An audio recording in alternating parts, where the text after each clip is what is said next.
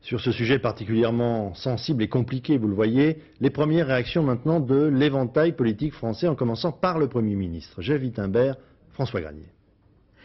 Il fallait une mise au point et c'est Lionel Jospin lui-même qui vient de la fournir. Le PS, réuni tout à l'heure en bureau national, l'attendait sur ce terrain. L'aile gauche du parti, le mouvement des jeunes socialistes avait fait connaître leurs réserves. Le Premier ministre réplique et répond du même coup aux associations d'aide aux immigrés. Le projet Chevènement, dit-il, ce n'est rien d'autre que le programme socialiste, un programme que Lionel Jospin rappelle.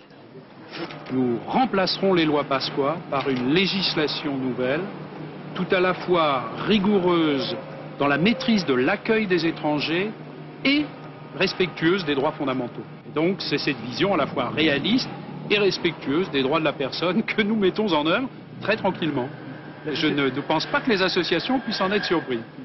En attendant, c'est la majorité politique qui tangue à l'annonce du projet Chevènement. Ainsi, les Verts parlent de crise majeure, d'un possible éclatement de la coalition au pouvoir.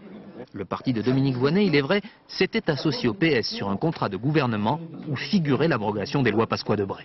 Et au lieu de faire ça, il cède un peu à la pression de l'opinion lepéniste, disons. Alors, tenir compte du fait qu'il y a différentes opinions dans la population, c'est parfait.